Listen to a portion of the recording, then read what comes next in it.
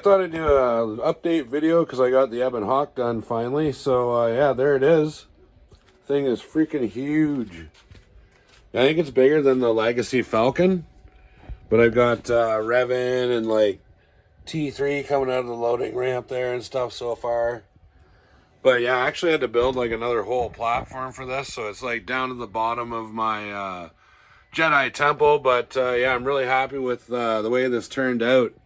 And the original print was done, I'm not making this up, it was a guy on Thingiverse called Hey F You Buddy. So originally that was his print, and I'm pretty sure it was scaled to like the X-Wing game scale of figures or fighters or whatever you get for that. I haven't played it, so I'm not too familiar.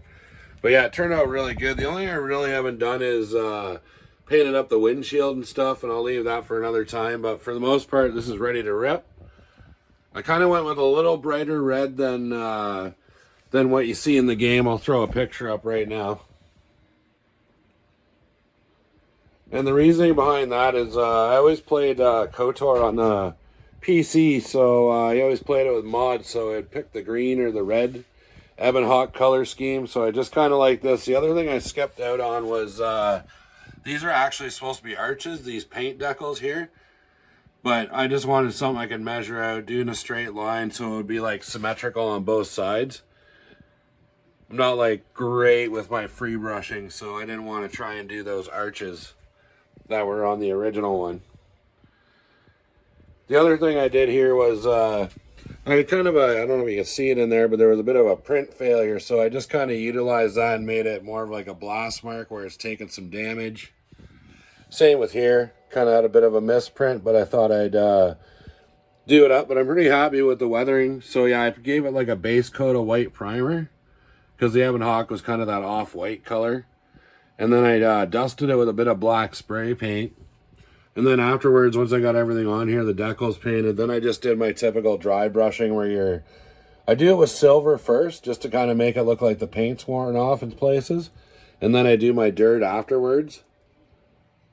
So you can kind of see there where it's like all scuffed up and it looks like it's been around the galaxy. But you know, in the Star Wars timeline, you know, this thing would be like 3,000 years old, which isn't really a stretch. A lot of the Mon Calamari ships are even older than that. So yeah, I found a spot for it down here in my Jedi docking bay kind of area.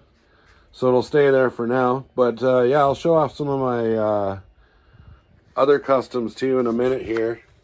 So yeah, here it is all done. All the weathering's done. At some point, like I said, I'll paint those windows, but not today. Very, very happy with the way the Ebon Hawk turned out. Wanted one of these like ever since I played that game, like a 3 3/4 Legacy scale one, I guess. But yeah, it's definitely bigger than my Legacy Millennium Falcon. But yeah, we'll check out some of the other customs. So here's another custom I did. It was one of those Animal Planet submarines. And I just kind of took parts off of like an Avatar ship. Did a little bit of painting. It kind of came out looking like the Planet Express from Futurama. But I like how it has that like 50s like sci-fi kind of spaceship look. Doesn't necessarily fit in with Star Wars, but it looks like something that somebody kind of cobbled together and is flying around the galaxy. So some of my favorite color schemes, I love the black and yellow. A lot of people do, but I made this TIE loader, and it's the Imaginext Darth Vader TIE fighter with, those are legs off the Power of the Force AT-ST. And I just modified them, made them into arms. It's like a TIE loader deal. Can fly around. I've got it in my Nar Shaddaa docking area kind of deal. And speaking of the black and yellow, these are just some Mining Guild TIE fighters I whipped up. That's the Imaginext Kylo Ren TIE fighter, or TIE whatever the hell his thing's called. And then I just took some vintage TIE fighter wings and snapped these pieces out. And that's actually really to do on a vintage piece. I'm sure there's some vintage collectors that are going to lose their minds. But yeah, I did one with the traditional ball like the Mining Guild. Really happy with these. Again, I like that color scheme quite a bit. So yeah, these turned out great. So another one of my favorites is this ATST crane that I created, I guess quite a while ago now. But it's hard to get it all in the shot there. I've got a video on my channel if you want to see how I created this thing. This is like before I had a 3D printer. A lot of these first customs here are. But yeah, really happy with that crane. So one of my very first kit bashes was this crazy junker scowl, or whatever you want to call it here. It's the Jedi fighter part with like an AT-AT body, some wings off another Star Wars ship. But that was like my very, very first, I think, go at doing a giant spaceship. And right next to it here is, I think, that's probably my first like custom I posted on YouTube like 3 years ago or whatever. It was my Jawa AT-AT. So yeah, they're like selling droids at the bottom here and stuff. So yeah, really happy with that, how that turned out. That video is actually still on YouTube if anybody wants to check it out, but it's like super old and not the best. So, but yeah, you can check it out. So another custom I do a lot of is these YT freighters. I've actually got quite a few of these in like different color schemes. This one's kind of a fancy gold one. Let me get some light on that so you can see it. Yeah, this one's kind of a fancy gold one, but I've done them in like several other iterations as well.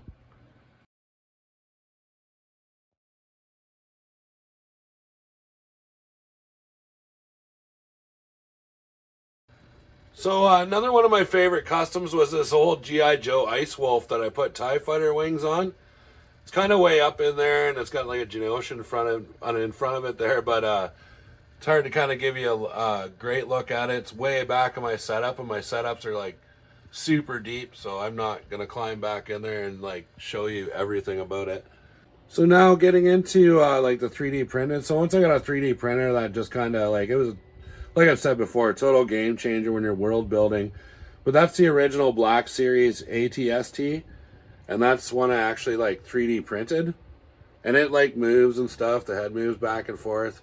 But I kind of think I like mine a little bit better than the original release. Like this one, his legs are stretched out to make him taller, but I just feel like this one's like just a lot more in scale with you know what it should be, more of a legacy scale walker. Another one I did was this Sentinel class Imperial shuttle, and I just did one of these for Lord of Thane, so it's more like, you know, like that size. But what I did here to make this look bigger, because at the time I didn't have a giant printer, as you can see that the cockpit here is a little oversized for the print, and I just did that to make it kind of just make it bigger, make it look bigger.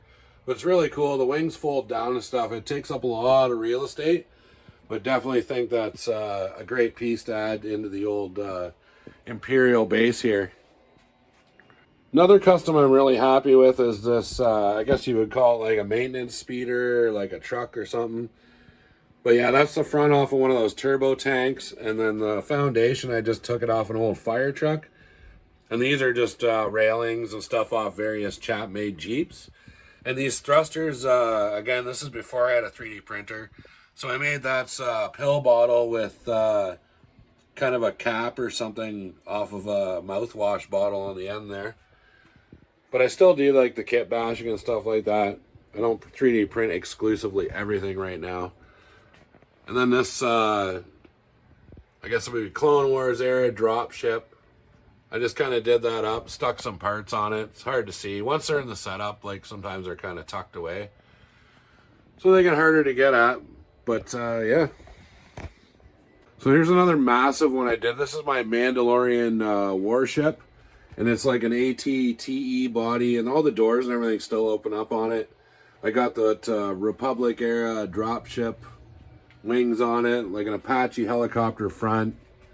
Again, this is one of my earlier customs, so the weathering isn't like as good as I can do now. So I was kind of just like testing the waters. I did this one quite a while ago. So yeah, that's my Mandalorian warship. And speaking of Mandalorian stuff, I did this custom Mandalorian AT-AT, and I love how the colors came out on this thing. And I actually like freehand painted that Mythosaur skull on there, so that's really cool. I put some alternate guns on there. And the tusk things are actually Megatron's sword split in half. So I put that on there as like tusk just to kind of make it a little more badass. Got like an extra railing on the side there. So yeah, pretty happy with that one too. And yet another Mandalorian creation here. This is my Mandalorian ATST. Love how that thing turned out too. Another custom vehicle I did too is this. It's the Dreadnought Thunder Machine from G.I. Joe, but I turned it into like a kind of a crazy sort of Mad Max type speeder. So yeah, this one turned out great as well. Big fan of this. I don't think I could ever let this go. I've sent out a couple other custom speeders to world builders, but this one's definitely staying in my collection for sure. The last one we're going to take a look at today is this custom truck from Solo. Got the droids loading up some stuff. I don't know, these guys like passed out or something. But I got the droids loading up. There's like a whole interior to it. You can actually like slide this little seat back. But that was a great 3D print. I wish I could remember who did that one, but they've actually taken the print down off Thinverse. I couldn't find it again, so I have it now. But yeah, super cool truck. So I think that's going to wrap it up for the video. That's a bunch of my customs, maybe a little look down memory lane of some of the other customized ships and vehicles I've done over the years. So yeah, WMC is taking a break this Friday, but we'll be back the following Friday and pretty much every Friday after that.